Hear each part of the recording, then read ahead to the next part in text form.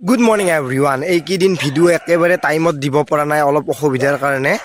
যিহেতু আপোনালোকে অসম পুলিচৰ AB UB বা APRO ইণ্টাৰভিউ দিলে, এতিয়া আপোনালোকৰ কামাণ্ডোৰ ইণ্টাৰভিউ চলি আছে। প্ৰায় জানুৱাৰীৰ মাহলৈকে ইণ্টাৰভিউ চলিব। ইণ্টাৰভিউটো জানুৱাৰীৰ 10-12 তাৰিখ মানলৈকে চলিব কিছুমানত, আৰু কিছুমান অতি সোনকালে শেষ হ'ব। কিছুমানততো আৰু 2 দিন বা এদিন আছে ইণ্টাৰভিউ, বেলেগ ডিষ্ট্ৰিক্ট কিছুমানত। যিহেতু 15খনমান জেগাত ইণ্টাৰভিউ হ'ব। এতিয়া কথাটো হ'ল কি, কামাণ্ডোৰ ইণ্টাৰভিউ যিহেতু আপোনালোক সকলোৱে দিব নাযায় বা বহুতে নিদিয়ে, বা অসম পুলিচত পাছ কৰা বহু ল'ৰাও আপোনালোকে কামাণ্ডোত নাযায়। মই ভাবোঁ যিখিনি ল'ৰাই কামাণ্ডোৰ বাবে প্ৰেক্টিচ কৰিছে, কামাণ্ডোৰ কাৰণে টোটেলি প্ৰেক্টিচ কৰে, তেওঁলোকেতো অসম পুলিচটো হয়তো ভালকৈ নিদিলেও কামাণ্ডোৰ কাৰণে বহুত চেষ্টা কৰিছে। কিন্তু যিখিনি ল'ৰাই অসম পুলিচত ভাল নাম্বাৰ পাইছে, মই ভাবোঁ কামাণ্ডোত যদি ভাল প্ৰেক্টিচ নাই, তেতিয়াহ'লে টাইম ৱেষ্ট কৰিব নালাগে। আপোনালোকে কি কয় কমেণ্টত জনাব।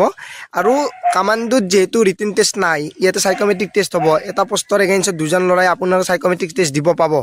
164 পোষ্ট মানে আপোনালোকে প্ৰায় 320 জন, মানে 320 নহয় 328 জন মানে ইয়াতে সাইকোমেট্ৰিক টেষ্টত যাব পাৰিব। তাৰে ভিতৰত কিছুমানৰ বাবে পোষ্ট ৰিজাৰ্ভ আছে, যেনেকৈ স্পৰ্টছ পাৰ্চনৰ বাবে আছে কেইটামান পোষ্ট, লগতে কাষ্ট ৱাইজ আছে।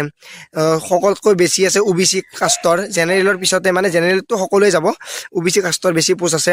গতিকে সেই হিচাপত যদি চাব যায়, কিছুমান আকৌ এটা প্ৰব্লেমো হৈছে কামাণ্ডোৰ বাবে। কিছুমান 400 মিটাৰ দিছে, কিছুমান 320 মিটাৰ দিছে। 320 মিটাৰ দিয়া ফিল্ডততো কিছুমান পাছ কৰিব পৰা নাই। বহুত বেছি অসুবিধা হৈছে। কাৰণ মই আপোনালোকক বাৰে বাৰে কওঁ, যোনে যিমান যি নকওক কিয়, ফিল্ডত যদি 200 মিটাৰ থাকে, 400 মিটাৰ থাকে, 320 মিটাৰ থাকে, ইয়াতে ৰানিং টাইমৰ বহুত বেছি পাৰ্থক্য আহিবই। যদি 400 মিটাৰত আপোনালোকে কিবা কৰি সোমায়, 320 মিটাৰত সোমাব অলপ হ'লেও অসুবিধা হ'ব। বাকী আপোনালোকে কমেণ্টত জনাব। এইটো এটা আপোনালোকৰ বাবে ভাল খবৰ। যিখিনিয়ে অসম পুলিচত ভাল নাম্বাৰ পাইছে, তেওঁলোকে ৰিটেনৰ বাবে ভালকৈ প্ৰিপেৰেশ্যন কৰাটো মই বিচাৰোঁ।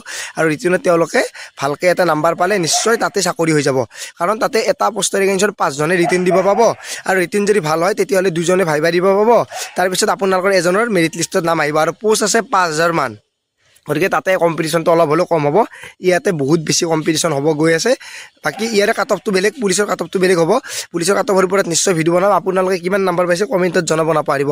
আৰু টেলিগ্ৰামত গৈ আপোনালোকে জইন হৈ ল'ব, তাতে বিভিন্ন ধৰণৰ আপডেট আহিব। আজিলৈ মানে পুনৰ লগ পোৱাৰ আশাৰে মই জিতুমণি। জয় আই অসম।